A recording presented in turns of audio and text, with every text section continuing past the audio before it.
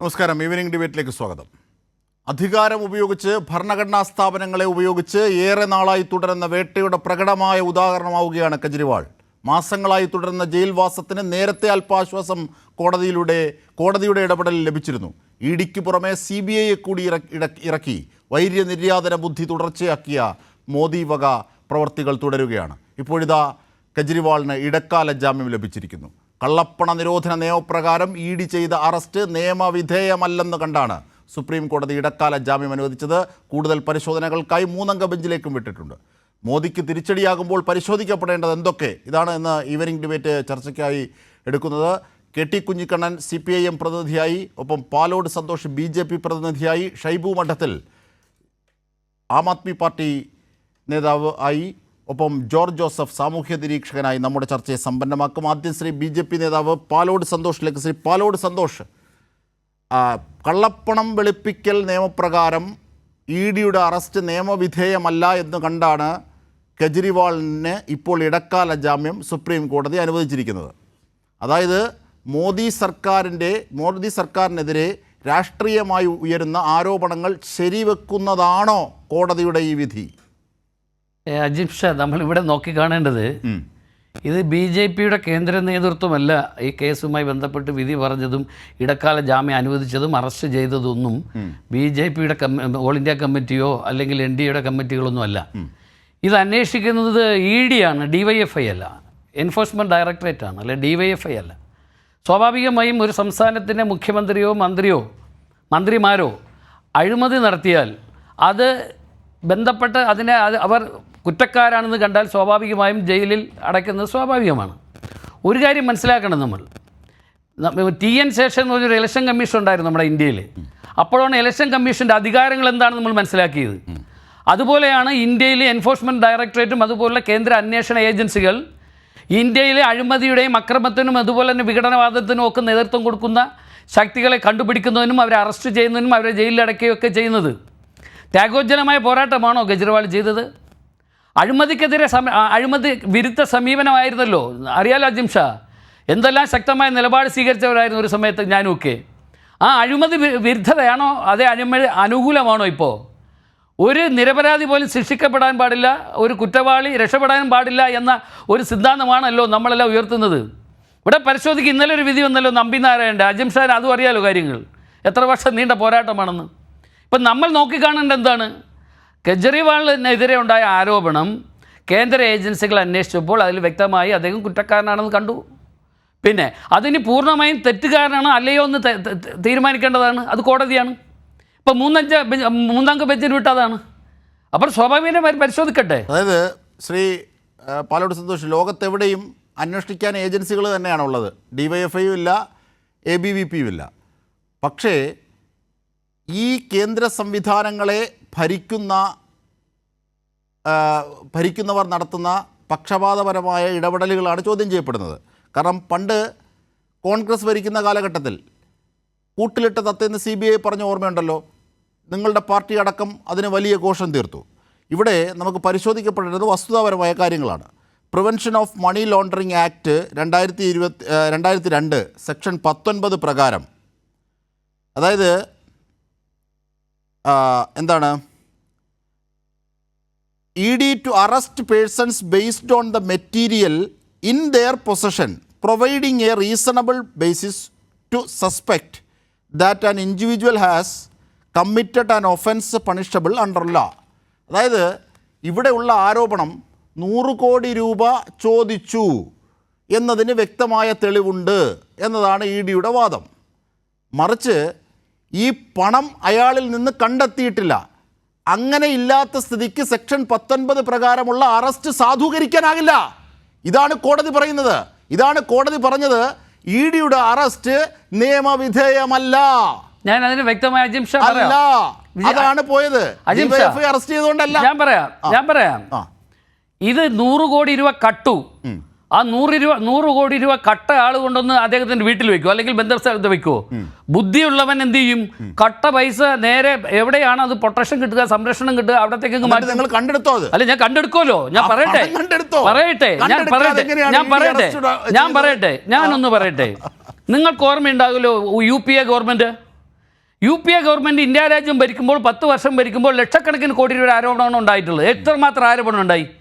എന്തുകൊണ്ട് ഇതുപോലുള്ള ഏതെങ്കിലും ഒരു കേന്ദ്ര ഏജൻസിയിൽ അന്ന് സജീവമായി ഇത് അന്വേഷിക്കാനോ നടപടിയെടുക്കാനോ കഴിഞ്ഞിട്ടുണ്ടോ? നടപടി എടുത്തിട്ടുണ്ടോ? പക്ഷേ കൊടകരയിൽ അജിംഷ, ഞാൻ പറഞ്ഞു തരട്ടെ, ലക്ഷക്കണക്കിന് കോടി രൂപയുടെ ആരോപണം വന്നത്. ഇപ്പോൾ നമുക്കറിയാം ഒരുപാട് ആരോപണങ്ങൾ 100 കോടിയും 50 കോടിയും 1 കോടിയും ഒക്കെ ഉള്ള ആരോപണങ്ങളുണ്ട്. അത് പലതും നമുക്ക് അപ്പം തന്നെ പൈസ കണ്ടുപിടിക്കാൻ പറ്റില്ല. ഇപ്പം തന്നെ നമുക്കറിയാം കേരളത്തിൽ തന്നെ എത്ര കോടി രൂപ ആരോപണങ്ങൾ വന്നിട്ടുണ്ട്, എല്ലാ പൈസയും അതുപോലെ കണ്ടുപിടിക്കാൻ കഴിഞ്ഞിട്ടുണ്ടോ? ഇന്ത്യയിൽ തന്നെ എവിടെയെല്ലാം അങ്ങനെ ആരോപണങ്ങളും അതുപോലെ തന്നെ ആക്ഷേപങ്ങളും ഉണ്ടായിട്ടുണ്ട്. ഒരു വിഷയത്തിൽ ഇവിടെ എന്തുകൊണ്ട് ഞാൻ ചോദിക്കുന്നതാണ്, അഴിമതി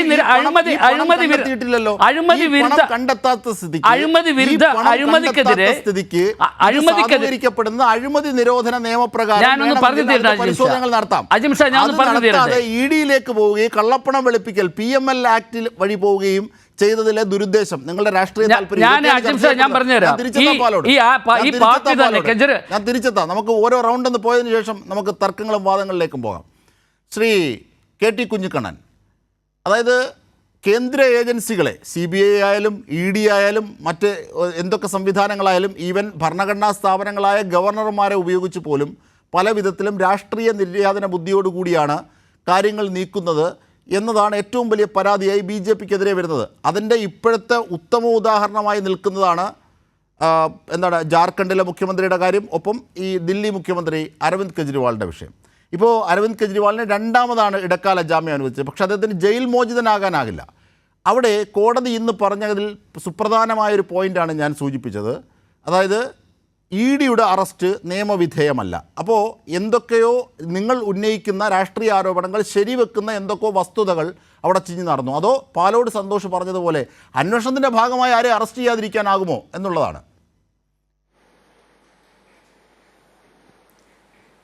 ED ഈ കേസ് അരവിന്ദ് കെജ്രിവാളിൻ്റെ അറസ്റ്റോടുകൂടി ആരംഭിക്കുന്ന ഒരു കേസല്ല.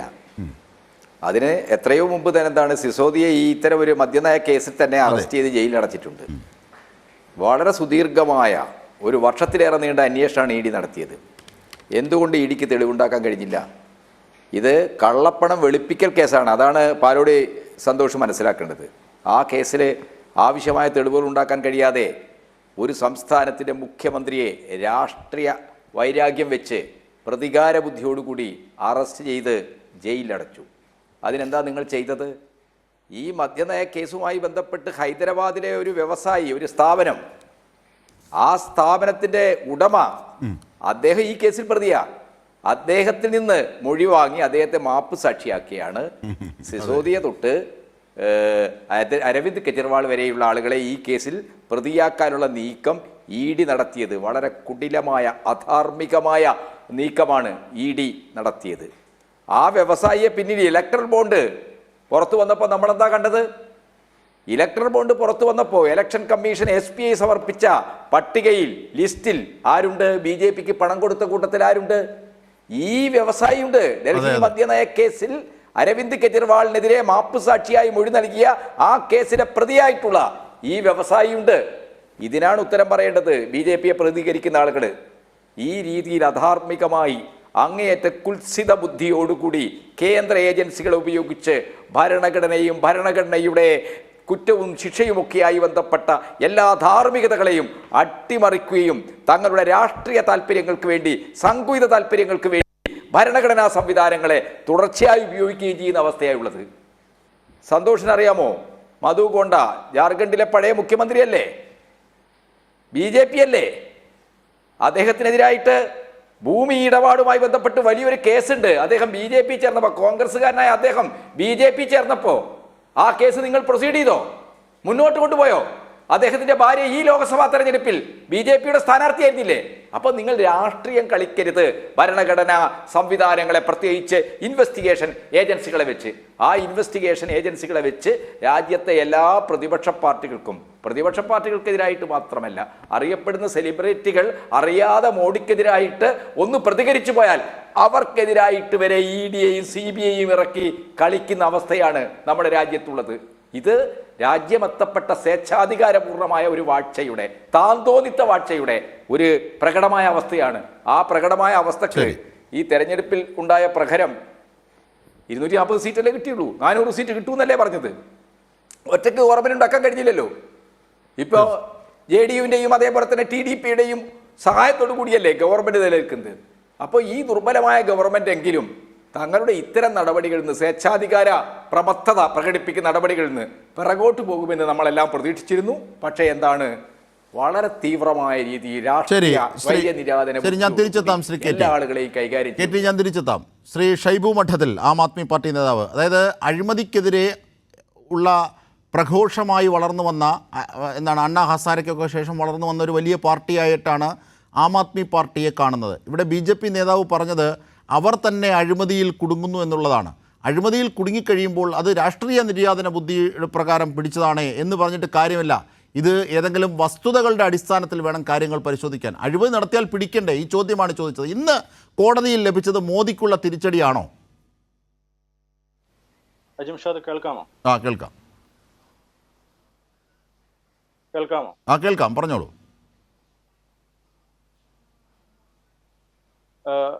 കേൾക്കാമെന്ന് വിചാരിക്കുന്നു. ശ്രീ അജിംഷാദ്, ഈ കേസ് ആദ്യമേ പറയട്ടെ, ഇത് തെളിവുകളുടെ അടിസ്ഥാനത്തിൽ ഉള്ളൊരു കേസല്ല.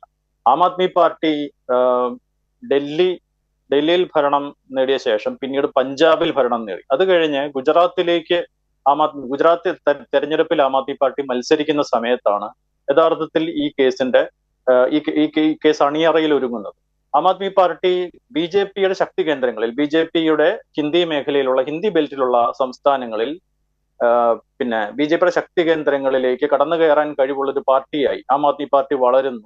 ഭാവിയിൽ, ഇപ്പൊ ഇന്നത്തെ കാര്യവുമല്ല, ഈ കഴിഞ്ഞ ലോക്സഭാ തെരഞ്ഞെടുപ്പിലെ കാര്യം പോലുമല്ല, ഭാവിയിൽ ആം ആദ്മി പാർട്ടി BJPക്ക് വലിയൊരു ഭീഷണിയാകുമെന്ന് കണ്ടപ്പോഴാണ് ആം ആദ്മി പാർട്ടിയെ എന്നേക്കുമായി ഇല്ലാതാക്കാൻ വേണ്ടിയിട്ടാണ് ഇങ്ങനെ ഒരു കേസ് ആക്കുന്നത്. അത് തീർച്ചയായും അഴിമതി വിരുദ്ധത പറയുന്ന പാർട്ടിക്കെതിരെ ഒരു അഴിമതി കേസ് എടുക്കുക എന്നത് തന്നെയായിരുന്നു അതിന്റെ രാഷ്ട്രീയമായ പ്ലാനാണ്.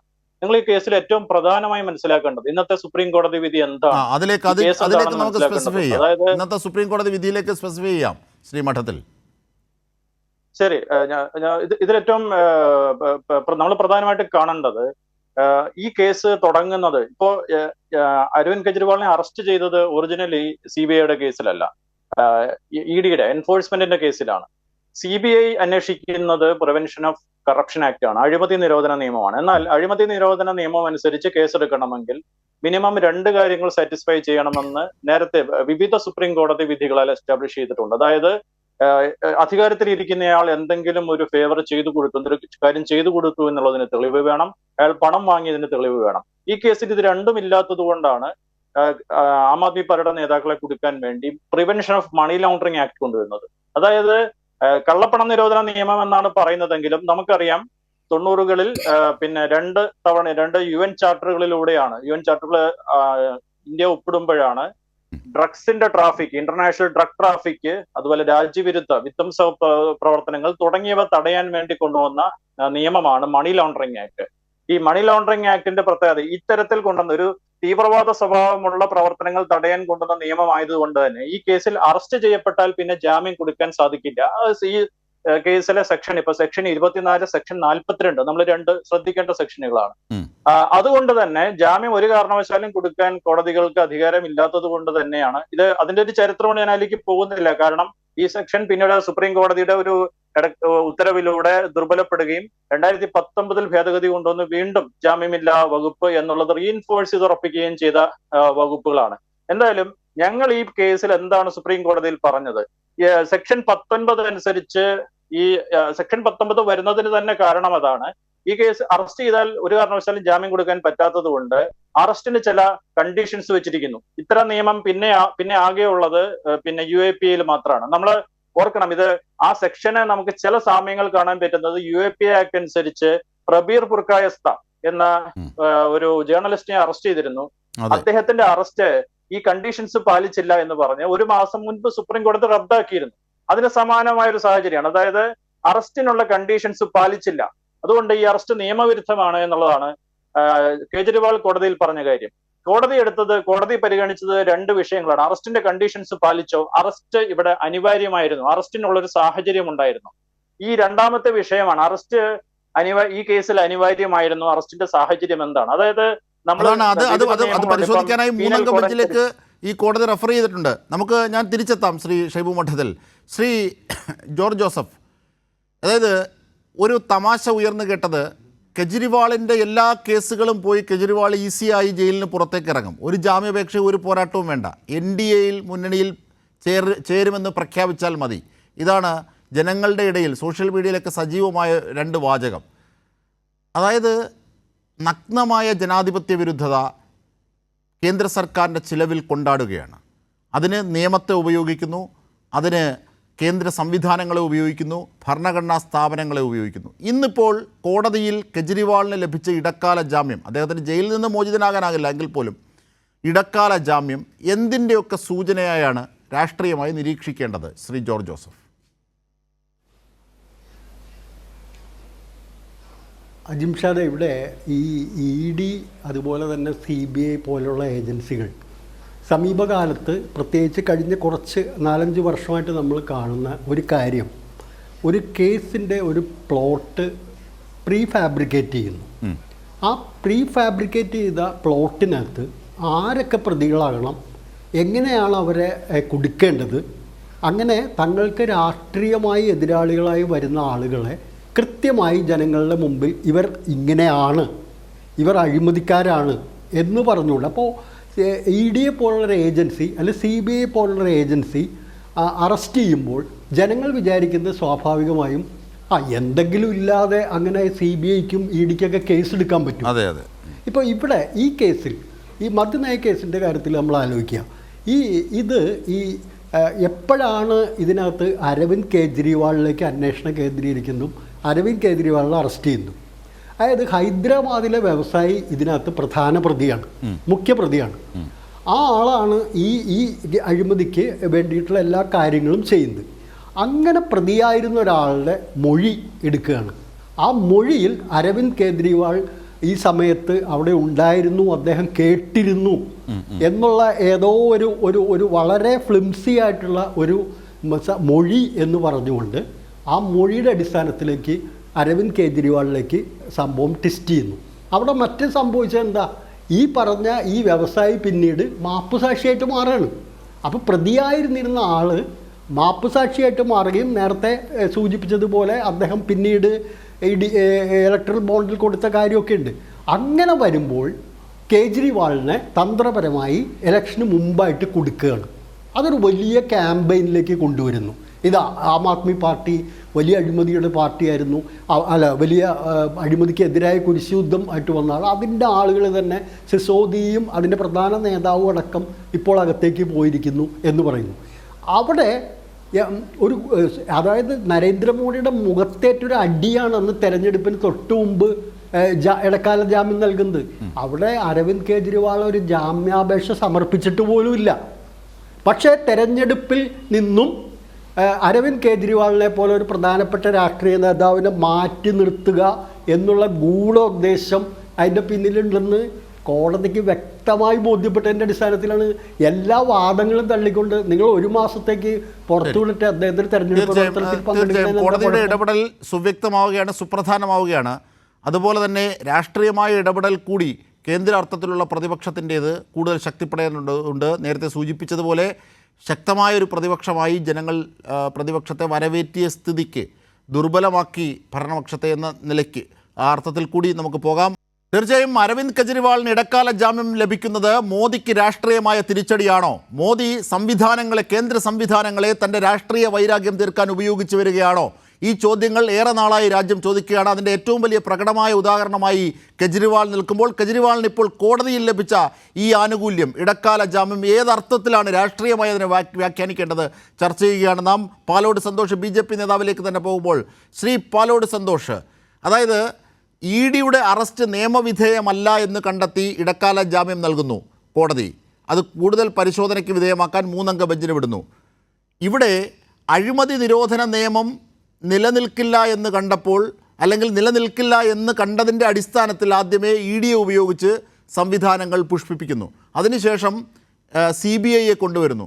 അപ്പോൾ ഒരു അറസ്റ്റിൽ ജാമ്യം ലഭിച്ചാൽ വേറൊരു അറസ്റ്റിൽ ജയിലിൽ കിടക്കണം. ഇത് രാഷ്ട്രീയമായ വൈരാഗ്യം തീർക്കൽ തന്നെയാണ് എന്ന് ബോധ്യമാകുന്നു. മുമ്പ് ഇവിടെ ജോർജ് ജോസഫ് സൂചിപ്പിച്ചതുപോലെ ഈ തെരഞ്ഞെടുപ്പ് കാലത്ത് ബോധപൂർവം കെജ്രിവാളിനെ മാറ്റി നിർത്തുക എന്ന ആരോപണം എന്ന വസ്തുത കോടതിക്ക് ബോധ്യമായതിൻ്റെ അടിസ്ഥാനത്തിലാണ് ജാമ്യാപേക്ഷയിലേക്ക് പോലും കാര്യങ്ങൾ എത്താതെ ഇടക്കാല ജാമ്യം അനുവദിക്കുന്ന സ്ഥിതി ഉണ്ടായത്.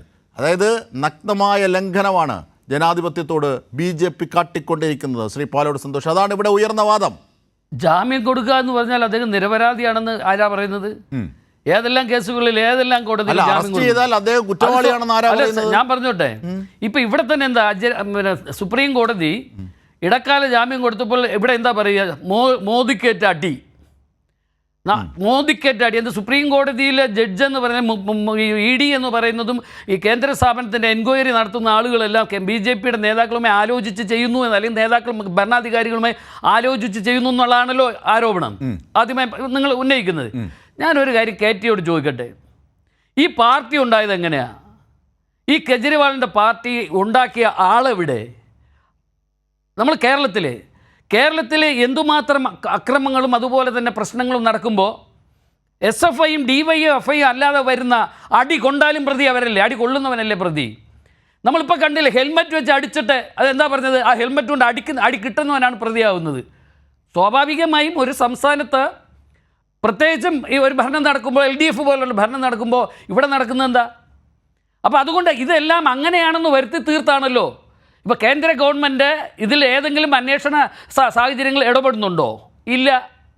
ഞാൻ അതാ പറഞ്ഞത്, ഒരു കേന്ദ്ര ഏജൻസികൾ അന്വേഷിക്കുമ്പോൾ. അതായത് ഇല്ല എങ്കിൽ രണ്ട് കാര്യം ശ്രീ പാലോട് സന്തോഷ്, രണ്ട് കാര്യം. ഒന്ന്, ഇവിടെ ശ്രീ ആം ആദ്മി നേതാവും KT കുഞ്ഞിക്കണ്ണനും കൃത്യമായി അതേ സംബന്ധിച്ച് പറഞ്ഞു.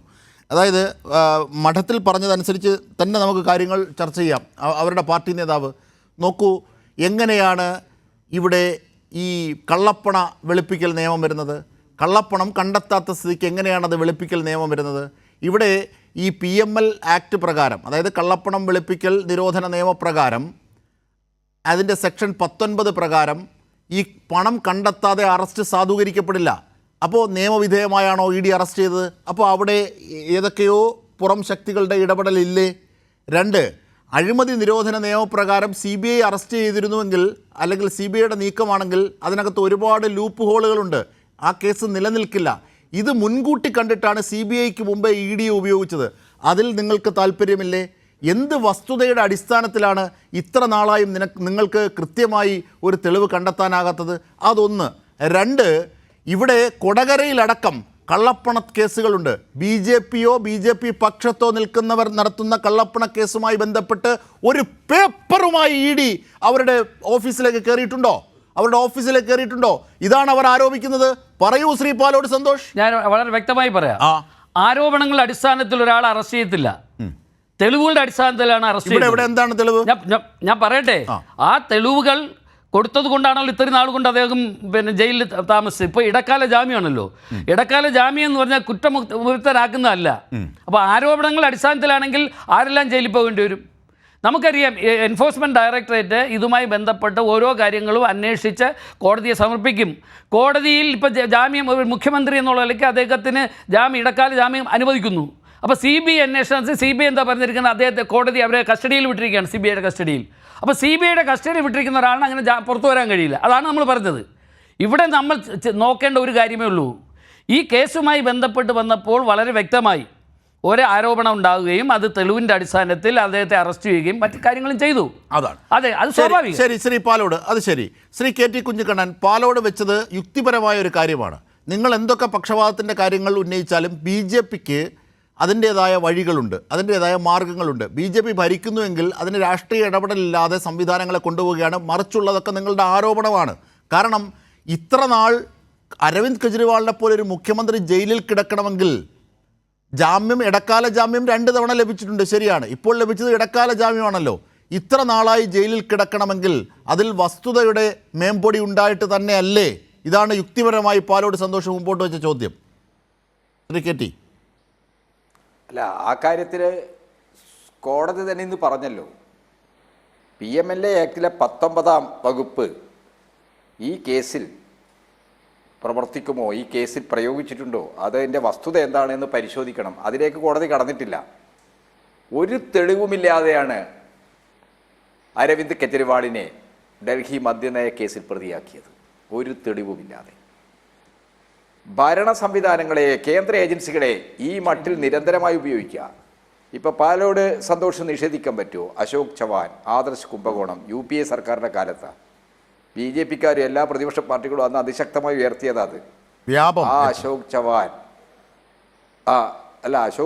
അശോക് ചവാൻ ഈ മഹാരാഷ്ട്രയിലെ ബോംബെയിലെ ആദർശ് ഫ്ലാറ്റ് കുംഭകോണം, അതെ അതെ, ആ കുംഭകോണത്തിൽ അദ്ദേഹം പ്രതിയല്ലേ? അദ്ദേഹം BJPയിലേക്ക് വന്നത് എന്തുകൊണ്ടാ? അദ്ദേഹം BJPയിലേക്ക് വന്നത് എന്തുകൊണ്ടാ? ആ കേസിന് രക്ഷപ്പെടാനാ. ഇപ്പൊ ആ കേസിന്റെ സ്ഥിതി എന്താ? ഒരാളെ പ്രതിയാക്കുന്നത് കൊണ്ടാണ് കുറ്റവാളി. ശ്രീ KT കുഞ്ഞുകണ്ണൻ, അപ്പോൾ താങ്കൾ പറഞ്ഞു വന്നത് കൃത്യമായി ഇതിനകത്ത് പക്ഷപാതമുണ്ട്, ഇതിനകത്ത് ബോധപൂർവമായ ഇടപെടലുണ്ട്. അത് മഹാരാഷ്ട്രയിലെ ആദർശ കുംഭകോണമായാലും മധ്യപ്രദേശിലെ വ്യാപം അഴിമതിയായാലും ഉണ്ട്. ഇതൊക്കെയാണ് വ്യക്തമാകുന്നത്. പാലോട് സന്തോഷ് അപ്പോൾ ഉയർത്തിയത് അറസ്റ്റ് ചെയ്യുന്നത് കുറ്റക്കാരനായതുകൊണ്ടാണോ, ജാമ്യം ലഭിക്കുന്നത് കുറ്റവിമുക്തനായതുകൊണ്ടാണോ? ഈ വാദമാണ് അദ്ദേഹം ഉന്നയിക്കുന്നത്. നമുക്ക് തുടരാം. ശ്രീ KT. അല്ല, പാലോട് സന്തോഷ് BJPയുടെ പ്രതിനിധി എന്ന നിലക്ക് അദ്ദേഹത്തിന് അതേ പറയാൻ പറ്റൂ. പക്ഷേ അദ്ദേഹം ഉൾപ്പെടെയുള്ള എല്ലാ ആളുകൾക്കും അറിയാവുന്ന ഒരു കാര്യമുണ്ട്.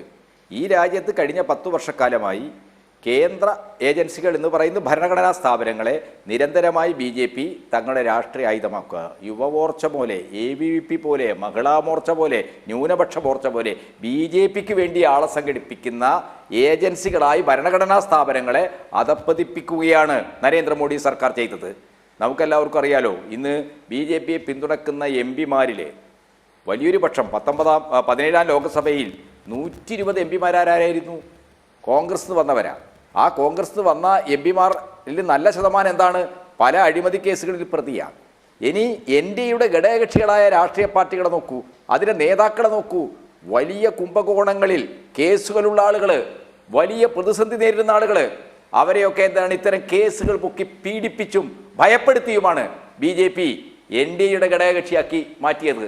ഇതെല്ലാം എല്ലാവർക്കും അറിയാവുന്ന കാര്യമാണ്. ഇതിപ്പോൾ എന്താണ് അരമന രഹസ്യമൊന്നുമല്ല, അങ്ങാടി പാട്ടുമാണ്. രാഷ്ട്രീയ മണ്ഡലങ്ങളിൽ നമ്മൾ എത്രയോ കാലമായി ചർച്ച ചെയ്യപ്പെടുകയാണ്. അപ്പോൾ കേന്ദ്ര ഏജൻസികളെ ഈ രീതിയിൽ അധപ്പതിപ്പിക്കുന്ന BJP ഭരണം ഭരണഘടനാ വിരുദ്ധമാണ്. അത് നമ്മുടെ ജനാധിപത്യ ഘടനയെ തന്നെ തകർക്കുകയാണ്. രാജ്യത്തെ സ്വേച്ഛാധിപത്യത്തിലേക്ക് നയിക്കുന്ന ഏറ്റവും പ്രകടമായ ഒരു പ്രവണതയാണ് സർക്കാരിൻ്റെ സ്ഥാപനങ്ങളെ, പ്രത്യേകിച്ച് ഭരണഘടനാ സ്ഥാപനങ്ങളെ രാഷ്ട്രീയമായി ഉപയോഗപ്പെടുത്തൽ. അതാണ് ഇപ്പോൾ നമ്മുടെ രാജ്യത്ത് നടന്നുകൊണ്ടിരിക്കുന്നത്. അതിൻ്റെ ഉത്തമ ഉദാഹരണമാണ് ഡൽഹി മുഖ്യമന്ത്രി കെജ്രിവാളിനെതിരായിട്ടുള്ള കേസ്. ആ കേസ് പ്രതിയായിരിക്കുന്ന ഹൈദരാബാദുകാരനായ വ്യവസായി, ആ ഫാർമസ്യൂട്ടിക്കൽ കമ്പനിയുടെ മാനേജിംഗ് ഡയറക്ടർ, അദ്ദേഹം നൽകിയ മൊഴിയിലാണ്, ഇവിടെ സൂചിപ്പിച്ചില്ലേ, അദ്ദേഹം നൽകിയ മൊഴിയിലാണ് കെജ്രിവാളിനെതിരായിട്ടുള്ള പരാമർശമുള്ളത്. ആ വ്യവസായി എന്താണ് പിന്നീട് ഇലക്ട്രൽ ബോണ്ടിൽ BJPക്ക് സംഭാവന കൊടുത്തു. ഇതെന്താ കാണിക്കുന്നത്? ഇത് കാര്യങ്ങൾ വളരെ വ്യക്തമല്ലേ? വളരെ വ്യക്തമാണ് കാര്യങ്ങൾ. സന്തോഷിനെ പോലുള്ള ആളുകൾക്ക് മനസ്സിലാക്കാത്തത്, അവർക്ക് എന്താണ് മനസ്സിലാവുന്നിട്ടല്ല, അവർ മനസ്സിലാക്കിയിട്ടില്ല എന്ന് നടിക്കുകയാണ്. നിങ്ങൾക്ക് ഈ കാര്യങ്ങളെയൊന്നും അധികകാലം അജ്ഞതയിൽ നിർത്താനാവില്ല. രാജ്യം ഈ കാര്യങ്ങളൊക്കെ തിരിച്ചറിഞ്ഞിട്ടുണ്ട്. അതിൻ്റെ പ്രതിഫലങ്ങൾ നല്ല അളവിൽ ഈ 18ാം ലോക്സഭാ തെരഞ്ഞെടുപ്പിൽ ഉണ്ടായിട്ടുമുണ്ട് എന്ന് നിങ്ങൾ മനസ്സിലാക്കണം. രാജ്യത്തെ ജനങ്ങളെ പറ്റിച്ച് പാലോട് എന്തോ പറയുന്നു. KT ഒരു കാര്യം, ഈ തെരഞ്ഞെടുപ്പിൽ 18ാം ലോക്സഭാ തെരഞ്ഞെടുപ്പിൽ എന്ത് നേട്ടമെന്നാ? CPM-ന് എന്ത് നേട്ടമോ, കോൺഗ്രസിന് എന്ത് നേട്ടമോ? ഒരു മിനിറ്റ് അല്ല, ഞാൻ പറയുന്നത് ഇവിടെ എല്ലാ കക്ഷികളും കൂടെ അവിയൽ പരുവത്തിലുള്ള എല്ലാം കൂടെ ഒരുമിച്ച് നിന്നുകൊണ്ട് ഒരുമിച്ചാണ് പോരാടിയത്. കോൺഗ്രസിന് എത്ര പാർലമെന്റിലുള്ള അംഗസംഖ്യ, എത്ര? ഓരോ പാർട്ടി എടുത്ത് പരിശോധിക്ക്. ഇപ്പോൾ ഈ ഇന്ത്യ എന്ന് പറയുന്ന മുന്നണിക്കകത്ത് നിൽക്കുന്ന ഓരോ പ്രാദേശിക സംസ്ഥാനങ്ങളിലെ ഓരോ പാർട്ടികളുടെ ഗതി, നേതാക്കന്മാരുടെ പ്രവർത്തനങ്ങൾ പരിശോധിക്ക്. സ്വാഭാവികമായും ഒരു മുന്നണി ഭരണത്തിൽ വരുമ്പോൾ ആക്ഷേപങ്ങൾ ഉണ്ടാകുക സ്വാഭാവികമാണ്. ഒരാൾ പ്രതി എന്ന് പറയുന്നത് സ്വാഭാവികമാണ്. ഒരാളെ പ്രതി ചേർത്തുകൊണ്ട് ആൾ കുറ്റക്കാരനാകുന്നില്ല. ഞാൻ നേരത്തെ അജിം ഷാ അത് പറയുകയുണ്ടായി. അതുകൊണ്ട് ഇവിടെ നോക്കിക്കാണേണ്ടത് എന്താണ്? ഇവിടെ വളരെ വ്യക്തമായി അങ്ങ് തുടക്കം മുതൽ പറയുന്ന ഒറ്റ വാക്കിതാണ്, കേന്ദ്ര ഗവൺമെന്റ് ഭരണഘടനാ സ്ഥാപനങ്ങളെ ഉപയോഗിക്കുന്നു. അതിനുള്ള തെളിവുകളും അദ്ദേഹം പറഞ്ഞു. അദ്ദേഹം ആദർശ കുംഭകോണത്തിന്റെ കാര്യം, ഈ വ്യാപം അഴിമതിയുടെ കാര്യം, അത് മാത്രമല്ല ഈ ഇലക്ട്രൽ ബോണ്ടിൽ സമ്മാനം ചെയ്ത ആൾ എങ്ങനെയാണ് മാപ്പുസാക്ഷിയായത്? ഞാൻ പറയാം ഒരു സ്റ്റേറ്റ്മെന്റ്, ഒരു സ്റ്റേറ്റ്മെന്റ്, ഒരു പ്രതിയുമായി ബന്ധപ്പെട്ട് വരുന്ന ചില സാക്ഷിമൊഴികളോ അതുപോലെ തന്നെ ഇതുപോലെ അന്വേഷണ ഏജൻസികൾ വരുമ്പോൾ ഒരു വലിയ ഒരു ഗൂഢാലോചന നടന്നു, അല്ലെങ്കിൽ അഴിമതി ആരോപണം നടന്നു, സ്വാഭാവികമായും അങ്ങനെ അതിലേക്ക് ശരി കൊണ്ടെത്തിക്കുമ്പോൾ ശരി, ഇത് പല കേറ്റിയുടെ കാര്യങ്ങളും സമയമാണ്. കേറ്റി മാപ്പുസാക്ഷിയാക്കാറുണ്ട്. പൂർത്തീകരിക്കട്ടെ. താങ്കൾ ഒരു പോയിന്റ് ഓഫ് ഓർഡർ ഉന്നയിച്ചത് കൊണ്ട് അനുവദിച്ചതാണ്. ശ്രീ കേറ്റി കംപ്ലീറ്റ് ചെയ്യൂ. എനിക്ക് ഷൈബു മഠത്തിലേക്ക് അതെ, അതുകൊണ്ട് ഞാൻ ഇവിടെ പറയുന്ന ഒരു കാര്യം, കള്ളം ചെയ്തു അല്ലെങ്കിൽ ഈ അറിയാത്ത കാര്യമല്ലല്ലോ. അദ്ദേഹം 17ാം ലോകസഭയിൽ ബിജെപിക്ക് അതുകൊണ്ട് എന്താ ചെയ്യേണ്ടത്? 303 സീറ്റ് ഉണ്ടായിരുന്നു. അതെ, ഞാൻ സന്തോഷേ, കഴിഞ്ഞ ലോകസഭയിൽ ബിജെപിക്ക് 303 സീറ്റ് ഉണ്ടായിരുന്നു. ആയിക്കോട്ടെ, ലോകസഭയിൽ 240 ഉള്ളൂ എന്ന് പറഞ്ഞാൽ 63 സീറ്റുകൾ നിങ്ങൾക്കെതിരായിട്ടുള്ള ജനവിധി ഉണ്ടായിട്ടുണ്ട്, ജനവികാരം ഉണ്ടായിട്ടുണ്ട്. നിങ്ങൾ എന്താണ് വളരെ സാങ്കേതികമായ ഒരു ഭൂരിപക്ഷത്തിൽ മാത്രമാണ്, നിങ്ങൾ ഇന്നൊരു സാങ്കേതികമായ ഭൂരിപക്ഷത്തിൽ മാത്രമാണ് അധികാരത്തിലിരിക്കുന്നത്. നിങ്ങൾ ഭരണഘടനാ സ്ഥാപനങ്ങളെ ഉപയോഗപ്പെടുത്തിക്കൊണ്ട് നടത്തിയ ജനാധിപത്യ വിരുദ്ധമായ പ്രവർത്തനങ്ങൾ, തങ്ങൾക്കെതിരായ പ്രതിപക്ഷ പാർട്ടികളെ വേട്ടയാടിയിട്ടുള്ള പ്രശ്നങ്ങൾ, അതെല്ലാം ഈ തെരഞ്ഞെടുപ്പില് വളരെ ശക്തമായി ജനങ്ങൾ പരിഗണിച്ചിട്ടുണ്ട്. അതിന്റെ പ്രതിഫലനം ഉണ്ടായിട്ടുണ്ട്. നിങ്ങൾക്കെതിരായിട്ട് വലിയ ജനവികാരം രാജ്യത്ത് ശക്തിപ്പെട്ടു വരികയാണ്. സന്തോഷേ, ഇപ്പൊ കേരളത്തിൽ തന്നെ ഇഡിയുമായി ബന്ധപ്പെട്ട് ഏതെല്ലാം അന്വേഷണങ്ങൾ വന്നു? അത് രാഷ്ട്രീയമായിരുന്നുവെങ്കിൽ അവിടെയുള്ള രാഷ്ട്രീയക്കാർ ഉപയോഗിക്കേണ്ടിയിരുന്നില്ലേ? കേരളത്തിൽ ഇങ്ങനെ ഇഡിയുമായി ബന്ധപ്പെട്ട് CBI ബന്ധപ്പെട്ട് എന്തെല്ലാം അന്വേഷണങ്ങളും ഒക്കെ വന്നു. താങ്കളെല്ലാം മറക്കുന്നത്. ശ്രീ കേറ്റി ഒന്ന് കംപ്ലീറ്റ് ചെയ്യൂ. അല്ല, അന്ന് എന്താ പറയുന്നത്? ഇന്ന് കേരളത്തിലെ രാഷ്ട്രീയ നേതാക്കളെ കേന്ദ്ര ഗവൺമെന്റ് ഭരണഘടനാ സ്ഥാപനങ്ങൾ ഉപയോഗിച്ച് കുറ്റക്കാരായ കുറ്റവാളിയാക്കുന്നു, അറസ്റ്റ് ചെയ്യാൻ പോകുന്നു. അറസ്റ്റ് ചെയ്തോ? വ്യക്തമായ തെളിവുകളും വ്യക്തമായ എല്ലാ റെക്കോർഡും ഇല്ലാതെ ശ്രീ സന്തോഷ്, അദ്ദേഹം മറുപടി പറയട്ടെ. അദ്ദേഹത്തിന്റെ സമയത്തിനിടയിൽ താങ്കളുടെ ഒരു വാദം ഒന്ന് അനുവദിച്ചതാണ്, ഒരു സംവാദത്തിന്റെ ശക്തിക്ക്. കേരളത്തിലും എൻഫോഴ്സ്മെന്റ് ഡയറക്ടറേറ്റ് ഒക്കെ വന്നപ്പോ ഇവിടെ നമ്മൾ കണ്ടതാണ് UDF LDF കൂടെ ഒരുമിച്ച് നിന്ന് ഒന്നുമില്ല. വീണ്ടും ആ പഴയ കാലങ്ങളിലേക്ക് പോകണ്ട, അത് പോകണ്ട. എന്നിട്ട് എവിടായി, എന്തായി, എല്ലാം കാറ്റിലാവിയും. ഇങ്ങനെ ആൾക്കാരെയൊക്കെ അപകീർത്തിപ്പെടുത്തുക, കാര്യങ്ങൾ നടത്തി കടന്നു പോവുക, അതിനുശേഷം ഒന്നുമില്ല. ഇതാണ് നടത്തിക്കൊണ്ടിരിക്കുന്നത്. കേരളത്തിന്റെ ഉദാഹരണം പറഞ്ഞുകൊണ്ട് ഞാൻ പറഞ്ഞതാ. ശ്രീ കേറ്റി കംപ്ലീറ്റ് ചെയ്യും. എനിക്ക് ഷൈബു മഠത്തിലേക്ക് പോകണം. കേരളത്തിൽ ആരെങ്കിലും രാഷ്ട്രീയമായി എൻഫോഴ്സ്മെന്റ് ഡയറക്ടറേറ്റ് ഒരുപാട് ചർച്ച നടന്നിട്ടില്ലേ? കേരളത്തിലെ രാഷ്ട്രീയ നേതാക്കളെ ഒതുക്കുന്നതിന് വേണ്ടി, നശിപ്പിക്കുന്നതിന് വേണ്ടി ED എൻഫോഴ്സ്മെന്റ് ഡയറക്ടറേറ്റ് വന്നു. ആരെങ്കിലും എന്തെല്ലാം ആക്ഷേപം കൊണ്ട് ആരെങ്കിലും അറസ്റ്റ് ചെയ്തോ? എന്തുകൊണ്ട്? വ്യക്തമായ തെളിവുകളുടെ അടിസ്ഥാനത്തിൽ മാത്രമാണ് അത് അറസ്റ്റ് ചെയ്യണോ വേണ്ടെന്ന്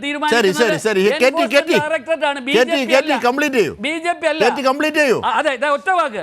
ആരെ അറസ്റ്റ് ചെയ്യണം, ആരെ അറസ്റ്റ് ചെയ്യണ്ട എന്ന് തീരുമാനിക്കുന്നത് കേന്ദ്ര സ്വതന്ത്രമായി പ്രവർത്തിക്കുന്ന ശരി. പാലോട് വ്യക്തമാണ്. പാലോടിന്റെ വാദങ്ങൾ താങ്കളുടേതായ രീതിയിൽ വ്യക്തമാണ്. അതിന് മറുപടി ശ്രീ കേറ്റി കംപ്ലീറ്റ് ചെയ്യും. എനിക്ക് ഷൈബു മഠത്തിലേക്ക് കൂടി പോകണം. അല്ല, പാലോട് സന്തോഷ് ഇവിടെ പറഞ്ഞുകൊണ്ടിരിക്കുന്നത് എന്താണ്? BJP സർക്കാർ കേന്ദ്ര ഏജൻസികളെ ഉപയോഗിക്കുന്നില്ല. BJP സർക്കാർ ഭരണഘടനാ ഏജൻസികളെ ഉപയോഗിച്ചല്ല ഈ രാജ്യത്ത് പ്രതിപക്ഷ പാർട്ടികളെ വേട്ടയാടുന്നത്. റിയലായ കേസുകളാണ്. ഏതാ റിയലായ കേസ്? നിങ്ങൾ ഹേമന്ത് സോറനെ ജയിലടച്ചു. അതെന്താണ്? അതും ഇതുപോലുള്ളൊരു കേസാണ്. എന്നാൽ ജാർഖണ്ഡില് മറ്റൊരു കോൺഗ്രസ് മുഖ്യമന്ത്രി ഉണ്ടായിരുന്നല്ലോ, മധു കോണ്ടെ. അദ്ദേഹത്തിന്റെ പേരിൽ വലിയ അഴിമതി ആരോപണം ഉള്ളതാണ്. നിങ്ങൾ ആ അന്വേഷണം മരവിപ്പിച്ചില്ലേ? അദ്ദേഹത്തിന്റെ ഭാര്യ ഈ പ്രാവശ്യം BJPയുടെ സ്ഥാനാർത്ഥിയായി അശോക് ചവാന്റെ കാര്യം പറഞ്ഞല്ലോ. ആദർശ് കുംഭകോണം ഇന്ത്യൻ രാഷ്ട്രീയത്തെ UPA ഭരണത്തിനെതിരായിട്ട് വലിയ രീതിയിൽ ഉയർത്തിയെടുത്ത സംഭവമാണ് ആദർശ് കുംഭകോണം. ഈ രാജ്യത്തിന് വേണ്ടി അതിർത്തികളിൽ കാവൽ നിന്ന് യുദ്ധം ചെയ്ത് മരിച്ചു വീഴുന്ന പട്ടാളക്കാർക്ക് വേണ്ടി ഉണ്ടാക്കിയ ഫ്ളാറ്റുകളായിരുന്നു അത്. ആ ഫ്ളാറ്റ് നിർമ്മാണത്തിലാണ് അശോക് ചവാൻ അന്നത്തെ മുഖ്യമന്ത്രി വലിയ അഴിമതി കാണിച്ചത്. ആ അഴിമതിക്കെതിരായിട്ട് വലിയ ജനവികാരം, ദേശീയ വികാരം ഉണർന്നതാ. ആ അശോക് ചവാനെ നിങ്ങളത് രാജ്യദ്രോഹി എന്നാ വിളിച്ചത്. ആ രാജ്യദ്രോഹി പിന്നീട് BJPയിലേക്ക് വന്നപ്പോൾ ആദർശ് കുംഭകോണം കേസിൽ എന്ത് സംഭവിച്ചു? അതിന് മറുപടി പറയുന്നില്ല പാലോട്. അതിന് മറുപടി പറയാൻ പാലോടിനാവുന്നില്ല. എണ്ണി ശ്രീ കേറ്റി ചോദിക്കുന്ന കാര്യങ്ങൾക്ക് വസ്തുതാപരമായി മറുപടി പറയാൻ പാലോടിനാവുന്നില്ല. കാരണം അത് താങ്കൾ BJP നേതാവായതുകൊണ്ടാണ് ആകാത്തത്. ആരോപണങ്ങളുടെയും അന്വേഷണങ്ങളുടെയും അടിസ്ഥാനത്തിൽ പലരും ജയിലിൽ കിടന്നിട്ടുണ്ട്, സത്യമാണ്. പക്ഷേ അത് വീണ്ടും അന്വേഷിക്കുകയും അത് നിയമപരമായി കോടതി മുഖാന്തരവും ഒക്കെ പോകുമ്പോൾ നിരപരാധിയാണെങ്കിൽ നിരപരാധി, അല്ല എങ്കിൽ വീണ്ടും ജയിലിൽ പോകും. ഇതിപ്പോൾ BJPയുടെ പാർട്ടി ഓഫീസ് അല്ലെങ്കിൽ നേതാക്കൾ ഇടപെട്ടിട്ടാണോ കോടതിയിലും ഇതിലൊക്കെ നിരപരാധിയാണെന്ന് പറയുന്നത്? ഞാൻ ഒരു കാര്യം പറയുന്നുള്ളൂ, ഈ അന്വേഷണത്തിൽ ഞാൻ ഒറ്റ കാര്യം അജിം ഷാ, ബഹുമാനപ്പെട്ട ഹൈക്കോടതിയുടെ വിധി സുപ്രീം കോടതിയിൽ വരികയും സുപ്രീം കോടതിയിൽ ഫുൾ ബെഞ്ച് വിധിച്ചിട്ടുള്ള വിധിയും റിവ്യൂ ചെയ്തിട്ടുണ്ട് നമ്മുടെ നാട്ടിൽ. അപ്പോൾ സ്വാഭാവികമായും ഇദ്ദേഹം കുറ്റക്കാരനാണോ ഇല്ലയോ എന്ന് തീരുമാനിക്കേണ്ടത് നിയമപരമായി കോടതിയാണ്. അന്വേഷണ ഏജൻസികൾ കൊടുക്കുന്ന റിപ്പോർട്ട് നമുക്കറിയാലോ. ഒരു ഉദാഹരണം ഓർമ്മപ്പെടുത്തുകയാണ്. ഈ ചാരക്കേസുമായി ബന്ധപ്പെട്ടിട്ട് നമ്പി നാരായണനെ അറസ്റ്റ് ചെയ്ത് IB-ക്ക് കൈമാറിയിട്ട് CBI അന്വേഷണം വന്ന് എഴുതിയിരുന്ന ആരാണ്? നമ്മുടെ CB മാത്യൂസാണ്. അവസാനം അദ്ദേഹം എന്താ പറഞ്ഞത്?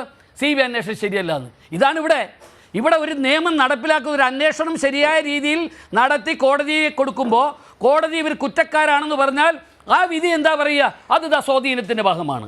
അല്ലാതെ വന്നാലോ അത് നേരെ വിപരീതമായി പറയും. ഇത് തന്നെയാണ് നമ്മൾ ചിന്തിക്കേണ്ടത്. അതുകൊണ്ട് ഏത് കോടതി വിധിയും റിവ്യൂ ചെയ്യുന്ന ഒരു ജനാധിപത്യ ഭരണഘടനാ സംവിധാനമുള്ള രാജ്യമാണ് നമ്മുടെ ഇന്ത്യ. അതുകൊണ്ട് ആ ഇന്ത്യയിൽ അതാണ് ശ്രീ ഷൈബു മഠത്തിൽ പൂർണ്ണമായും സാങ്കേതികാർത്ഥത്തിലാണ് ശ്രീ പാലോട് സന്തോഷ് ഈ കാര്യങ്ങളെയൊക്കെ പ്രതിരോധിച്ചത്. BJPക്ക് അതേ ആകൂ ഇപ്പോൾ. അതുകൊണ്ടാണ് ബുദ്ധിപരമായി തന്നെ അദ്ദേഹം ആ സങ്കേതങ്ങളിലേക്ക് പോയത്. എന്തൊക്കെയാണ് ഇവിടെ നിയമത്തിനും നിയമത്തിൻ്റെ വശവും വിട്ട് രാഷ്ട്രീയമായി BJPയും മോദി സർക്കാരും നടത്തിയ ഇടപെടലുകൾ ഈ മദ്യനയ അഴിമതി കേസിൽ സ്പെസിഫൈ ചെയ്താൽ? നോക്കൂ ജിംഷാദ്, പിന്നെ ആം ആദ്മി പാർട്ടി എന്ന ഒരു ചലഞ്ചിനെ പൂർണ്ണമായിട്ട് ഇല്ലാതാക്കുക, എന്നേക്കുമായി ഇല്ലാതാക്കുക, അത് ക്രഷ് ചെയ്യുക, തകർക്കുക എന്നുള്ളതാണ് BJPയുടെ. നമുക്കറിയാമല്ലോ, ഇപ്പോൾ കെജ്രിവാളിനെ അറസ്റ്റ് ചെയ്തത് തെരഞ്ഞെടുപ്പ് പ്രഖ്യാപിച്ച ഉടനെയാണ്. തെരഞ്ഞെടുപ്പ് അനൗൺസ് ചെയ്ത് ഏതാനും ദിവസങ്ങൾക്കുള്ളിലാണ് അദ്ദേഹത്തെ അറസ്റ്റ് ചെയ്തത്.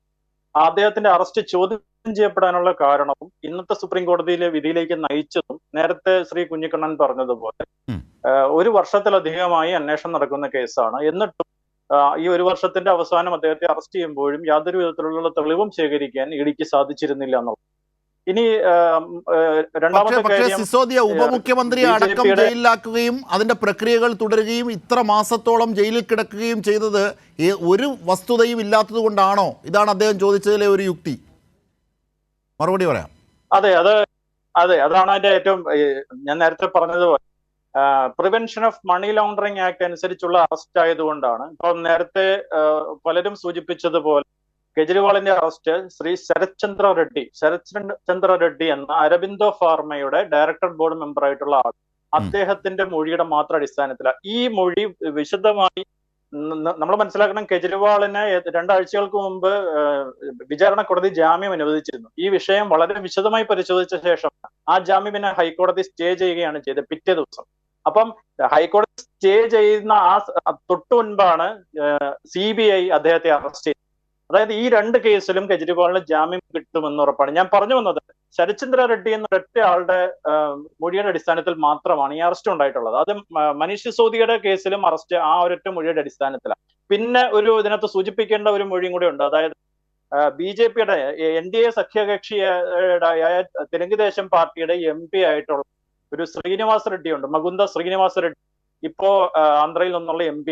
ഇദ്ദേഹമാണ് ആദ്യമായി നേരത്തെ പറഞ്ഞ പോലെ കെജ്രിവാളിനെ പറ്റി ഒരു ഇൻഡയറക്റ്റ് ആയിട്ടുള്ള ഒരു മൊഴി കൊടുക്കുന്നത്. അപ്പം ഈ മൊഴിയുടെ മാത്രം അടിസ്ഥാനത്തിൽ അങ്ങനെ ഒരു കേസ് നിലനിൽക്കുമോ എന്നുള്ളതാണ്, തെളിവുകളില്ലാതെ നിലനിൽക്കുമോ എന്നുള്ളതാണ് സുപ്രീം കോടതി പരിഗണിച്ച വിഷയം. ഇതിനകത്ത് മറ്റൊരു പോയിന്റ് ചൂണ്ടിക്കാണിക്കാനുള്ളത്, ഞാൻ നേരത്തെ പറഞ്ഞ പോലെ നിയമസഭാ തെരഞ്ഞെടുപ്പ്, ഡൽഹി നിയമസഭാ തെരഞ്ഞെടുപ്പ് അടുത്ത ഫെബ്രുവരി മാസത്തിൽ വരികയും അതിനുശേഷം ഒരുപക്ഷെ ഈ കാര്യങ്ങൾ അവർ BJP പ്ലാൻ ചെയ്തതുപോലെ പോവുകയായിരുന്നുവെങ്കിൽ കെജ്രിവാളും മനീഷ് സിസോദിയയും ഉൾപ്പെടെ, നേരത്തെ നമ്മൾ ഒരു കാര്യം കൂടെ ഓർക്കണം, സഞ്ജയ് സിംഗ് അറസ്റ്റ് ആയിരുന്നു, അദ്ദേഹത്തിന് 6 മാസങ്ങൾക്ക് ശേഷം ജാമ്യം കൊടുത്തു. എന്റെ ഏറ്റവും പ്രധാനപ്പെട്ട പോയിന്റ്, ജാമ്യം പ്രഥമ ദൃഷ്ട്യാ കേസുണ്ടെങ്കിൽ ജാമ്യം കൊടുക്കാൻ പറ്റില്ല എന്ന് വളരെ വ്യക്തമായി പറയുന്ന വകുപ്പുള്ള PMLA ആക്ട് അനുസരിച്ചുള്ള കേസിൽ എന്തുകൊണ്ടാണ് ഇപ്പോൾ അരവിന്ദ് കെജ്രിവാളിന് ജാമ്യം കൊടുത്തത്, നേരത്തെ സഞ്ജയ് സിംഗിന് ജാമ്യം കൊടുത്തത്? അതായത് പ്രഥമ ദൃഷ്ട്യാ പോലും നിലനിൽക്കുന്ന തെളിവുകളുണ്ടെന്ന് കോടതി ബോധ്യപ്പെടുത്താൻ ഇഡിക്ക് സാധിച്ചിട്ടില്ല, സഞ്ജയ് സിംഗിന്റെ കേസിലും അരവിന്ദ് കെജ്രിവാളിന്റെ കേസിലും. അതുകൊണ്ടാണ് ഇത് ജാമ്യത്തിലേക്ക് നയിച്ചത്. സുപ്രീം കോടതി അത് ഇടക്കാല ജാമ്യം നൽകാൻ കാരണം ഇതിന്റെ ചില question of laws larger bench പരിഗണിക്കേണ്ടതുണ്ടെന്നുള്ളത്. പക്ഷെ അദ്ദേഹത്തിന് ഒരാഴ്ച മുമ്പാണ് വിചാരണ കോടതി ജനറൽ ആയിട്ടുള്ള ജാമ്യം കൊടുത്തത്. അപ്പോൾ ഈ വസ്തുതകൾ സൂചിപ്പിക്കുന്നത് PMLA ആക്ട് അനുസരിച്ചുള്ള ഈ കേസ് നിലനിൽക്കുക പോലുമില്ല. വിചാരണ നീട്ടിക്കൊണ്ടുപോയി ഇവരെ മനീഷ് സിസോദിയുടെ കാര്യത്തിൽ ഉൾപ്പെടെ മനീഷ് സിസോദിയയ്ക്ക് ജാമ്യാപേക്ഷ തള്ളി കോടതി പറഞ്ഞത് പരമാവധി 8 മാസം സമയം ഈ കേസ് വിചാരണ നടത്തി തീർപ്പാക്കാൻ 8 മാസം സമയം അനുവദിച്ചുകൊണ്ടാണ്. പക്ഷെ ആ കേസിൽ ഇതുവരെ വിചാരണ തുടങ്ങിയിട്ട് പോലുമല്ല. അതായത് ഇവരെയൊക്കെ വിചാരണ നടത്താതെ 1-2 വർഷം ജയിലിലിടുകയും ആ 1-2 വർഷക്കാലം കൊണ്ട് ആം ആദ്മി പാർട്ടി അതാണ് ശ്രീ ജോർജ് ജോസഫ്. അതായത് ഇത് സ്വാഭാവികമായും ആരോപണം ശരിയോ തെറ്റോ അത് പരിശോധനകൾക്ക് അടിസ്ഥാനത്തിൽ വേണ്ടതാണ്. രാഷ്ട്രീയമായി ഇതിനകത്ത് പക്ഷപാതം നിറഞ്ഞിട്ടുണ്ട് എന്നുള്ളത് സുവ്യക്തമായി ബോധ്യമാകുന്ന നിരവധി ഘടകങ്ങളുണ്ട്. അതാണ് KTയും ശ്രീ മഠത്തിലും സൂചിപ്പിച്ചത്. ഇവിടെ ഏറ്റവും പ്രധാനപ്പെട്ട ഒരു വസ്തുതയായി വരുന്നത് എങ്ങനെയാണ് ഇത് വരണമെങ്കിൽ തന്നെ അഴിമതി നിരോധന നിയമപ്രകാരമാണ് വരേണ്ടത്. അത് വരാതെ അല്ലെങ്കിൽ അത് CBI കൊണ്ട് പിന്നീട് എടുപ്പിക്കുന്നു, അത് ശരിയാണ്. പക്ഷെ എങ്കിൽ പോലും ഇത് ഒരിക്കലും ഇതിൽ പെടാത്ത കള്ളപ്പണം വെളുപ്പിക്കൽ കേസുമായി ബന്ധപ്പെട്ട് ED ഉപയോഗിക്കുന്നു. അത് ജാമ്യം ഒരിക്കലും ലഭിക്കില്ല എന്നത് ഉറപ്പാക്കാൻ കൂടി വേണ്ടിയായിരുന്നു. ഇനി അഥവാ കള്ളപ്പണം വെളുപ്പിക്കലുമായി ബന്ധപ്പെട്ടാണ് ED ഈ കേസെടുത്ത് നീങ്ങണമെങ്കിൽ അത് ഈ കള്ളപ്പണം ഈ പൊസഷനിലുള്ള ഇത് കയ്യിലുള്ള ആളിൻ്റെ പക്കൽ നിന്ന് കണ്ടെടുക്കണം. ഇതൊന്നുമില്ലാതെയാണ് ഇവിടെ ED അറസ്റ്റ് ചെയ്തിരിക്കുന്നത്. അതാണ് ഇന്ന് സുപ്രീം കോടതി ചോദ്യം ചെയ്യപ്പെട്ടതും അത് പരിശോധനയ്ക്കായി ഇപ്പോൾ 3-അംഗ ബെഞ്ചിന് വിടുകയും ചെയ്തിട്ടുണ്ട്. അപ്പോൾ എന്താണ് ഈ മണി ലോണ്ടറിങ് ആക്റ്റുമായി ബന്ധപ്പെട്ടുള്ള ഈ നീക്കത്തിൻ്റെ പിന്നിൽ? താങ്കൾ സാമ്പത്തിക വിദഗ്ധൻ കൂടിയാണല്ലോ. അല്ല, അതായത് ഇവിടെ ഈ മണി ലോണ്ടറിങ് ആക്ടിൻ്റെ ഈ പറഞ്ഞ കാര്യങ്ങളൊന്നും ഇവിടെ നിലനിൽക്കുന്ന ഒരു തരത്തിലുള്ള തെളിവ്, അതായത് സുപ്രീം കോടതി ഈ വാദത്തിൻ്റെ ഇടയിൽ പലതവണ ചോദിച്ചൊരു കാര്യമുണ്ട്. നിങ്ങൾ ഇത്രയും നാളായിട്ട് 1 വർഷമായിട്ട് ഈ കേസ് ഇങ്ങനെ കൊണ്ടുപോവുകയാണല്ലോ, നിങ്ങൾക്ക് എന്താണ് നിങ്ങൾക്ക് വ്യക്തമായിട്ടൊരു തെളിവ് കാണിക്കാനുള്ളതെന്ന് ചോദിച്ചപ്പോൾ അത് അന്വേഷിച്ചുകൊണ്ടിരിക്കുകയാണ്. അപ്പോൾ അങ്ങനെ അന്വേഷിച്ചുകൊണ്ടിരിക്കുകയാണെന്ന് പറഞ്ഞുകൊണ്ട് കാര്യങ്ങൾ മുമ്പോട്ട് പോകാൻ കഴിയില്ല എന്ന് സുപ്രീം കോടതി വ്യക്തമായിട്ട് പറഞ്ഞു. ഒരു കാര്യം അജിംഷാദെ, ഈ കേസ് വെറും ഒരു ബലൂൺ പോലെ പൊട്ടിപ്പോവും. ഈ കേസിനകത്ത് അരവിന്ദ് കെജ്രിവാളിനെ ശിക്ഷിക്കത്തക്ക വിധത്തിലുള്ള അല്ലെങ്കിൽ എന്തെങ്കിലും കുറ്റകൃത്യം തെളിയിക്കുന്ന തരത്തിലുള്ള ഒരു തെളിവും ഹാജരാക്കാൻ കഴിയില്ല. അപ്പം മണി ലോണ്ടറിങ് ആക്ടിൻ്റെ ഈ PML ആക്ടിൻ്റെ ഒരു പ്രൊവിഷനും നിലനിൽക്കുന്ന രീതിയിലുള്ള ഒരു കാര്യം ഇവിടെ കൊണ്ടുവന്ന്, അതാണ് നേരത്തെ നമ്മൾ ചൂണ്ടിക്കാണിച്ച അജിംഷാദ് പറഞ്ഞ പോലെ തന്നെ ആദ്യം PML ആക്ടിൽ കൊണ്ടുവരിക, അപ്പോൾ അവിടെ ജാമ്യം കിട്ടാതിരിക്കാനുള്ള കാര്യങ്ങൾ കൊണ്ടുവരിക. അത് കഴിഞ്ഞിട്ട് ജാമ്യം കിട്ടും, വേണ്ടത്ര ശക്തമായ തെളിവുകൾ ഹാജരാക്കാൻ കഴിയില്ല. സുപ്രീം കോടതിയിൽ നിന്ന് ഇടയ്ക്കുള്ള നിശിതമായ വിമർശനം കേൾക്കുന്ന സമയത്ത് CBI കൊണ്ടുകൂടി അറസ്റ്റ് ചെയ്യിക്കുക, അങ്ങനെ പുറത്തുപോയി. ഇവിടെ ഒരു കാര്യം ഞാൻ വ്യക്തമായിട്ട് അജിംഷാദിനോട് പറയാൻ ആഗ്രഹിക്കുന്നത് ഇതാണ്, അതായത് ഈ രാഷ്ട്രീയമായ ഒരു അജണ്ടയും ഇതിൻ്റെ പിന്നിലില്ല എന്ന് BJP പ്രതിനിധി വാദിക്കുമ്പോൾ കേരളത്തിലൊരു ഉദാഹരണം നമ്മളൊന്ന് എടുത്തു നോക്കുക. കേരളത്തിൽ കരുവന്നൂർ ബാങ്കിൻ്റെ കേസിൽ ED ക്രൈംബ്രാഞ്ചിൻ്റെ അടുത്തുനിന്ന് കുറേ ഡോക്യുമെൻറ്റ്സ്, അതായത് ആ ബാങ്കിൽ പണയം വെച്ചിരുന്ന ആളുകളുടെ ആധാരം അടക്കമുള്ള ഒരു ബന്ധവുമില്ലാത്ത ആധാരങ്ങളടക്കമുള്ള കാര്യങ്ങൾ തിരിച്ചു കൊടുക്കാൻ കോടതി പറഞ്ഞു. ഹൈക്കോടതി തിരിച്ചു കൊടുക്കാൻ ഓർഡർ ഇട്ടപ്പോൾ അത് ആ 1.5 വർഷത്തിലേറെയായിട്ട് അവരുടെ കൈവശം ഇരിക്കുകയാണ്. ഡോക്യുമെൻറ്റ്സിൻ്റെ നമുക്ക് സെറോക്സ് കോപ്പി എടുക്കാം, മറ്റെല്ലാം എടുക്കാം, എല്ലാ കാര്യങ്ങളും പരിശോധിക്കാം. ഒറിജിനൽ ഡോക്യുമെൻ്റ് ബാങ്കിൽ കൊടുത്തിട്ടുണ്ടെങ്കിലാണ് പൈസ തിരിച്ചടയ്ക്കുന്ന ആളുകൾക്ക് അവരുടെ ആധാരം തിരിച്ചു കൊടുക്കാൻ കഴിയുള്ളൂ. ഒരു കേസുമായി ഒരു ബന്ധം ഒരു കാര്യമില്ലാത്ത ആളുകളുടെ ആധാരം പോലും എടുത്ത് കഴിഞ്ഞ മാത്രമല്ല ഈ പല EDയുടെ നിലപാടുകളും നേരത്തെയും ഈ കിഫ്ബിയും ഒക്കെയായി ബന്ധപ്പെട്ടും SMS ആയി ചില പ്രത്യേക മാധ്യമ പ്രവർത്തകർക്ക് പോകുമായിരുന്നു. ഇതൊക്കെയാണ് രാഷ്ട്രീയ പ്രവർത്തനം, EDയുടെ രാഷ്ട്രീയ പ്രവർത്തനം. ഹൈക്കോടതി പറഞ്ഞ ആ ഉത്തരവ് മാനിക്കാൻ എന്നിട്ട് തിരിച്ചു കൊടുക്കാൻ തയ്യാറാവാതെ ഇപ്പൊ സുപ്രീം കോടതി പോവാണ്. ED സുപ്രീം കോടതിയിലേക്ക് പോവാണ്. ഞങ്ങൾക്ക് ഈ എന്താണ് അതിൻ്റെ അടിസ്ഥാനം?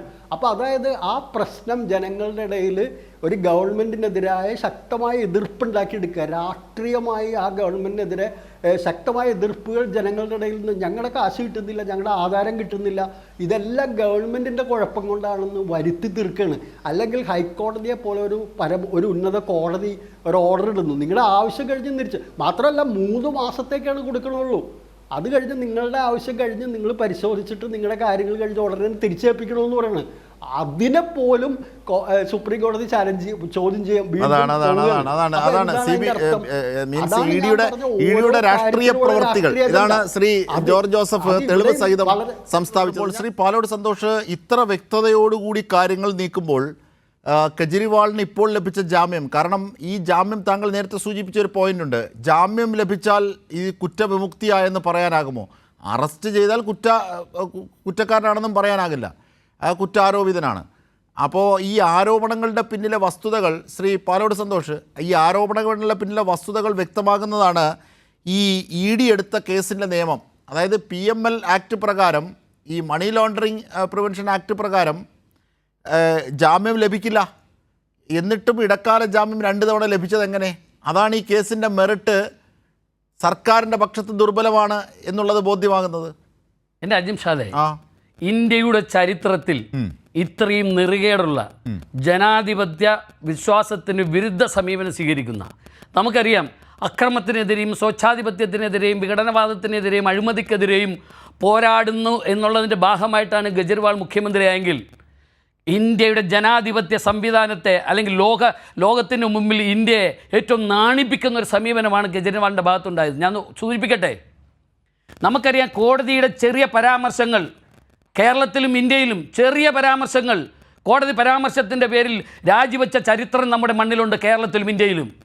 എന്നാൽ ഒരു മുഖ്യമന്ത്രി, അദ്ദേഹത്തിനെതിരെ ഇത്രയധികം ദിവസം ജയിൽവാസം, അദ്ദേഹത്തിൻ്റെ ഉപമുഖ്യമന്ത്രി ജയിലിൽ, ഞാൻ ജനങ്ങളുടെ മുന്നിൽ സംശയത്തിൻ്റെ നിഴലാകുന്നില്ല, ഞാൻ കുറ്റക്കാരനാണോ ഇല്ലയോ എന്ന് തീരുമാനിക്കുന്നതുവരെ ഈ മുഖ്യമന്ത്രി സ്ഥാനം ഞാൻ ഏറ്റെടുക്കുന്നില്ല, മുഖ്യമന്ത്രി സ്ഥാനം രാജിവെക്കണമെന്ന് പറയാൻ തയ്യാറാകത്തിന്റെ പിന്നിലെന്താ? അതവർക്ക് സൗകര്യമില്ല. സൗകര്യമില്ലാത്ത കാര്യം എന്താ? ഒരു മിനിറ്റ് ഞാൻ പറയട്ടെ. മുഖ്യമന്ത്രി സ്ഥാനം കൂടി രാജിവെച്ചാൽ ഇന്ത്യ എന്ന് പറയുന്ന മുന്നണിയിൽ ഒരാൾക്ക് പോലും അദ്ദേഹത്തെ സപ്പോർട്ട് ചെയ്യില്ല. അപ്പോൾ അധികാര രാഷ്ട്രീയങ്ങൾക്ക് വേണ്ടി അഴിമതിയുടെ ഏത് രൂപം കിട്ടിയാലും മുഖ്യമന്ത്രി എന്ന് പറയുന്നത് ആദർശത്തിൻ്റെ ഭാഗമായിട്ടല്ല, അത് സ്വാർത്ഥതയുടെ ഭാഗമാണ്. നമുക്കറിയാം, ആന്റണി രാജിവെച്ചത്, AK ആന്റണി, K കരുണാകരൻ രാജിവെച്ചത്, ഇന്ത്യയിൽ എത്ര കേന്ദ്രമന്ത്രിമാർ രാജിവെച്ചു? ഇത്രയും ദിവസം ജയിലിൽ കിടന്നിട്ട് ഒരു മുഖ്യമന്ത്രി രാജിവെക്കുന്നില്ല എന്ന് പറഞ്ഞാൽ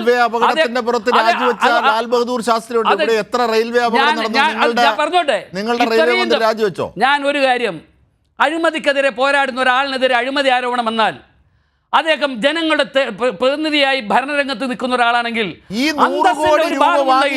ആശയപരമായോ, ഞാൻ പറഞ്ഞോട്ടെ, ആശയത്തിന്റെ പരമായോ ആദർശത്തിന്റെ പരമായോ ഭരണഘടനയ്ക്ക് വിധേയമായോ ജനാധിപത്യത്തിന് വിധേയമായോ ഏതെങ്കിലും ഒരു മാനസികാവസ്ഥയുടെ 10% ഉള്ളിലുണ്ടെങ്കിൽ അരവിന്ദ് കെജ്രിവാൾ എന്ന് പറയുന്ന മനുഷ്യൻ പറയും, ഡൽഹിയിലെ ജനങ്ങൾ എന്നെ മുഖ്യമന്ത്രി സ്ഥാനത്ത് കയറ്റി, പക്ഷേ ഞാൻ ശ്രീ ആം ആദ്മി നേതാവ് ശ്രീ ഷൈബു മഠത്തിൽ പെട്ടെന്ന് മറുപടി പറയൂ. ചർച്ച വൈകിട്ട് എനിക്ക് KT കുഞ്ഞിക്കണ്ണനിലേക്ക് കൂടി പോകണം. ശ്രീ ഷൈബു മഠത്തിൽ അജിംഷാദ്, BJPയുടെ പ്ലാൻ അതായിരുന്നു. BJPയുടെ പ്ലാൻ അരവിന്ദ് കെജ്രിവാളിനെ ഈ പറയുന്ന ലോക്സഭാ തെരഞ്ഞെടുപ്പ് പ്രഖ്യാപിച്ച ഉടനെ അറസ്റ്റ് ചെയ്താൽ അദ്ദേഹം ഉടനെ രാജിവെക്കുമെന്നും അദ്ദേഹത്തിനെ അപ്രസക്തനാക്കാൻ പറ്റും, ആം ആദ്മി പാർട്ടിയെ തകർത്തില്ലാതാക്കാൻ പറ്റും, ആം ആദ്മി പാർട്ടി തന്നെ തെരഞ്ഞെടുപ്പ് രംഗത്ത് ഉണ്ടാവില്ല എന്നാണ് അദ്ദേഹത്തിന്റെ പാർട്ടി BJP വിചാരിച്ചത്.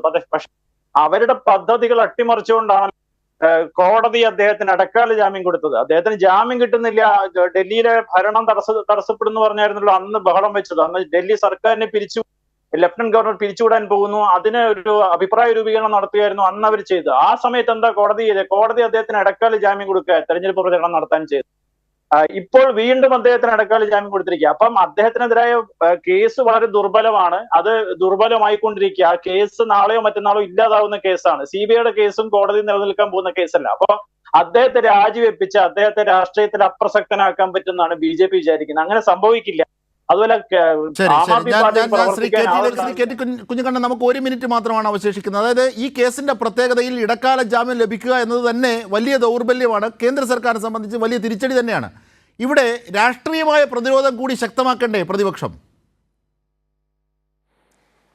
തീർച്ചയായിട്ടും പ്രതിപക്ഷവും ഈ രാജ്യത്തെ ജനാധിപത്യ ശക്തികളും ഭരണഘടനാ സ്ഥാപനങ്ങളെ ദുരുപയോഗം ചെയ്തുകൊണ്ട് രാഷ്ട്രീയ എതിരാളികളെ, പ്രതിപക്ഷ പാർട്ടി നേതാക്കളെ, പ്രതിപക്ഷത്തിൻ്റെ മുഖ്യമന്ത്രിമാരെയൊക്കെ വേട്ടയാടുന്ന അങ്ങേയറ്റം ഭരണഘടനാ വിരുദ്ധമായ BJPയുടെ നീക്കങ്ങളെ അതിശക്തമായി പ്രതിരോധിക്കണം.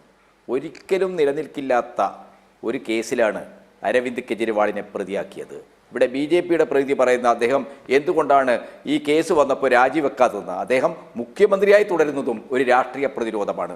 നിങ്ങൾക്ക് തടവിലിട്ട് ഈ രാജ്യത്തെ പ്രതിപക്ഷ പാർട്ടികളുടെ ഭരണാധികാരികളെ രാജിവെപ്പിച്ച് നിങ്ങൾക്കവിടെ കുതിരക്കച്ചവടം ഓപ്പറേഷൻ ലോട്ടസ് നടത്താം എന്ന രീതിയിലുള്ള ഒരു അവസ്ഥയെ പ്രതിരോധിക്കുന്നതിൻ്റെ ഭാഗമാണ് അരവിന്ദ് കെജ്രിവാൾ രാജിവെക്കാതെ തന്നെ ജയിലിൽ കിടന്നുകൊണ്ട് മുഖ്യമന്ത്രിയായി തുടരുന്നത്. അത് വർത്തമാന ഇന്ത്യയിൽ ഈ കേന്ദ്ര ഏജൻസികളെ ഭരണഘടനാ സ്ഥാപനങ്ങൾ ഉപയോഗപ്പെടുത്തിക്കൊണ്ട് BJP നടത്തുന്ന വളരെ വൃത്തിഹീനമായ, പ്രത്യേകിച്ച് ബനാന റിപ്പബ്ലിക് എന്നൊക്കെ നമ്മൾ കിട്ടിയിട്ടുള്ളൂ, ഭരണത്തെയും നിയമത്തെയും ഭരണഘടനയും ഒക്കെ അട്ടിമറിച്ചുകൊണ്ട് എന്താണ് ഈ വാർ ലോഡ്സും അതുപോലെ തന്നെ സ്വേച്ഛാധിപതികളും കോർപ്പറേറ്റുകളുടെ സൈന്യങ്ങളും ഒക്കെ ഭരണം നടത്തുന്ന രാജ്യങ്ങൾക്കാണ് ബനാന റിപ്പബ്ലിക് എന്ന് പറഞ്ഞത്. യുണൈറ്റഡ് ഫ്രൂട്ട്സ് കമ്പനി പോലെയുള്ള ആ അവസ്ഥയിലേക്ക് അദാനിയുടെയും അംബാനിയുടെയും ഒക്കെ തന്നെ സേനാദളങ്ങളെപ്പോലെ അവരുടെ കൈയാളുകളെപ്പോലെ ഈ രാജ്യത്തെ ഭരണഘടനാ സംവിധാനങ്ങളൊക്കെ ഉപയോഗിച്ച് രാഷ്ട്രത്തിന്റെ സമ്പത്താകെ അവർക്ക് കവർന്നെടുക്കാൻ അവസരം കൊടുക്കുകയാണ്. കള്ളക്കേസുകൾ ഉണ്ടാക്കി അതിനെതിരായിട്ട് നിലപാടുള്ള പ്രതിപക്ഷ നേതാക്കളെയും അതേപോലെ തന്നെ സംസ്ഥാന മുഖ്യമന്ത്രിമാരെയും ഒക്കെ തന്നെ വേട്ടയാടുന്ന അവസ്ഥയാണുള്ളത്. അതിനെ അതിശക്തമായി തന്നെ പ്രതിരോധിക്കണം. തീർച്ചയായും ഈ ധർമ്മം ശോഷിക്കുമ്പോൾ കർമ്മങ്ങളിലൂടെ ധർമ്മത്തെ പുനഃസ്ഥാപിക്കാനായി അവതാരങ്ങൾ വരുമെന്നാണ് നമ്മുടെ ഇതിഹാസങ്ങളൊക്കെ പറയുന്നത്. ഇവിടെ അതിപ്പോൾ കോടതി ചെയ്തു. പക്ഷേ സംഹാര താണ്ഡവത്തോടെ, അതായത് ജനാധിപത്യം അനുവദിക്കുന്ന സംഹാര താണ്ഡവത്തോടെ രാഷ്ട്രീയ കക്ഷികൾ കൂടി തിരിച്ചെത്തും. ഇങ്ങനെ അക്രമം കാട്ടിച്ചാൽ, അനീതി കാണിച്ചാൽ. ശ്രീ പാലോട് സന്തോഷ്, അതാണ് ഉയരുന്ന ഈ വസ്തുതകളിൽ നിന്ന് വായിച്ചെടുക്കാനാകുന്ന ഉയരുന്ന സത്യം. തീർച്ചയായും ചർച്ചയിൽ പങ്കെടുത്തവർക്കൊക്കെ നന്ദി. ഈവനിംഗ് ഡിബേറ്റ്സ് ഇവിടെ പൂർണ്ണമാകുന്നു.